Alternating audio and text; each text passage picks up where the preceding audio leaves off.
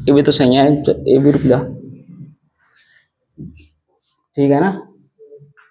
तो आइए प्यारे बच्चों देखते हैं भाग 2, जिसमें हमारा रहेगा नाउन चल रहा था हमारा, और भाग 2 देखेंगे नाउन में काउंटेबल अनकाउंटेबल नाउन कितने प्रकार के होते हैं, और नाउन जेंडर भी हम इसके साथ साथ देखेंगे, बहुत ही महत्वपूर्ण है। तो आइए स्टार्ट करते हैं। भाग 2 हमारा रहेगा, इसमें हम पढ़ रहे हैं नाउन, और नाउन को बिल्कुल अच्छी तरीके से आप पढ़ेंगे। यहाँ पर नाउन का मैंने पहले बताया था संज्ञा होता है, नाउन का मतलब होता है संज्ञा। संज्ञा का मतलब पृथ्वी पर जितनी भी सारी चीजें क्या है, नाउन है, और जितने भी जिन चीजों को नाम दिया गया है सारी नाउन है। हमने नाउन की आपको परिभाषा बताई थी, noun is a naming word, यानी कि विश्व में कोई ऐसी चीज नहीं है जिसका नाम नहीं है, और जिसका नाम है वो क्या है, नाउन है। तो आइए स्टार्ट करते हैं। अगर बात करें यहाँ पर नाउन नंबर की, इसकी बात करते हैं नाउन नंबर की, तो नाउन नंबर 2 प्रकार के होते हैं।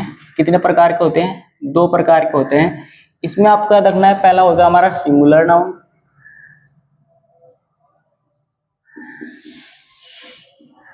आपको याद रखना है। दूसरा हो गया हमारा प्लूरल नाउन, ये आपको याद रखना है। नाउन 2 प्रकार के होते हैं, एक तो सिंगुलर, सिंगुलर का मतलब एक वचन, आपको याद रखना है एक वचन, और प्लूरल का मतलब है बहुवचन, बहुवचन, ये आपको याद रखना है। इसका मतलब है, आप समझेंगे सर आराम से बिल्कुल। जो सिंगुलर नाउन है इसका मतलब है जितनी भी मतलब एक वस्तु जो आती है वो सिंगुलर नाउन में आएगी, यानी कि सिंगल। और जो प्लूरल नाउन है उसमें आएगी एक से अधिक, जितनी भी सारी वस्तु होगी इसमें आएगी, किसके अंतर्गत, प्लूरल नाउन के अंतर्गत सारी वस्तुएं आएगी जो एक से अधिक है। अब हम जानेंगे काउंटेबल अनकाउंटेबल नाउन। अच्छा, एक है हमारा काउंटेबल, काउंटेबल नाउन, ये आपको याद रखना है। और दूसरा हो गया हमारा अनकाउंटेबल, बहुत ही इंपॉर्टेंट है, आपको याद रखना है।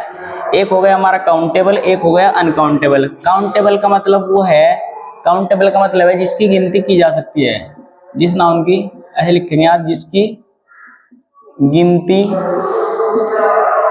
की जा सकती है, आपको याद रखना है, जिसकी गिनती की जा सकती है इसे बोलते हैं काउंटेबल नाउन।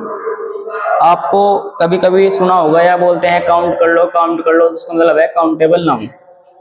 अनकाउंटेबल नाउन का मतलब है जिसकी गिनती नहीं की जा सकती, आपको याद रखना है, जिसकी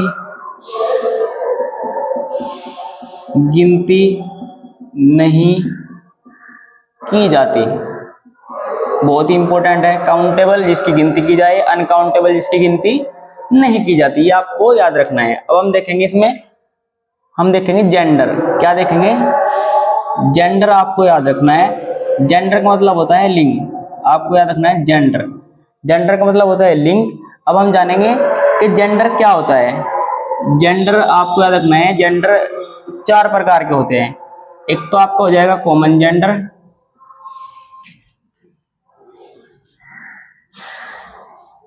ठीक है, और दूसरा हो जाएगा हमारा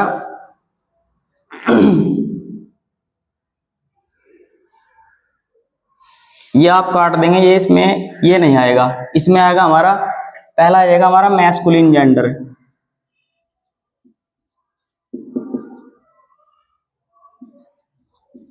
ये आपको याद रखना है। पहला आएगा हमारा मैस्कुलिन जेंडर, दूसरा आएगा हमारा फेमिनाइन जेंडर,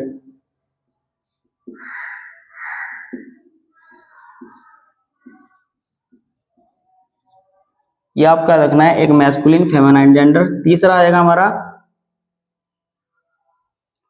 कॉमन जेंडर, अब आएगा हमारा कॉमन जेंडर, ये आपको याद रखना है। कॉमन जेंडर था पर ये तीसरे स्थान पर आता है कॉमन जेंडर, ये आपको याद रखना है। और चौथे स्थान पर आएगा हमारा न्यूट्रन जेंडर, ये आपको याद रखना है, ठीक है। तो प्यारे बच्चों समझेंगे, यहाँ पर कॉमन जेंडर हमारा था तो पर तीसरे स्थान पर था, ये आपको याद रखना है। पहला हमारा मैस्कुलिन जेंडर, दूसरा हमारा फेमिनाइन जेंडर, और तीसरा है हमारा कॉमन जेंडर, और चौथा है हमारा न्यूट्रल जेंडर। अब इसमें सबसे पहले हम देखते हैं मैस्कुलिन जेंडर क्या होता है। जो मैस्कुलिन जेंडर है यहाँ पर लिख लेंगे मैस्कुलिन जेंडर,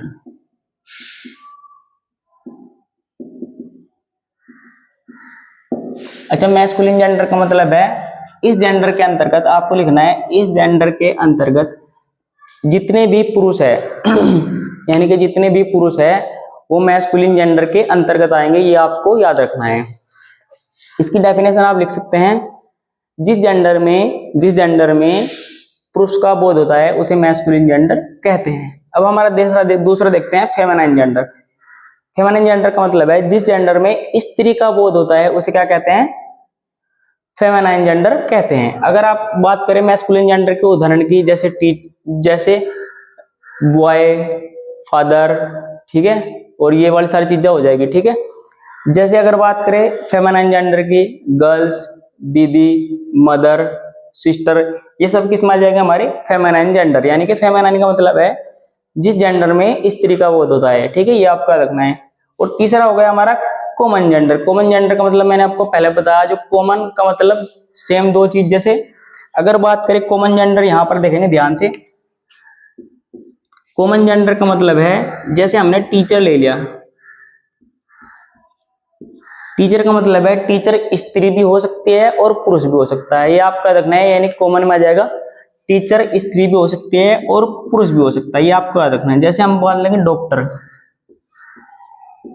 तो प्यारे बच्चों डॉक्टर स्त्री भी हो सकती है और पुरुष भी हो सकता है, ये आपको याद रखना है। जैसे पुलिस,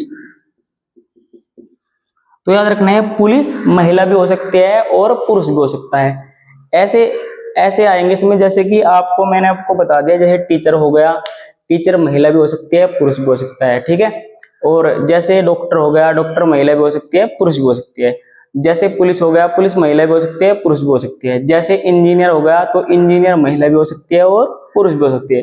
जैसे आर्मी में गर्ल्स भी हो सकती है और पुरुष भी हो सकता है, ये आपको याद रखना है।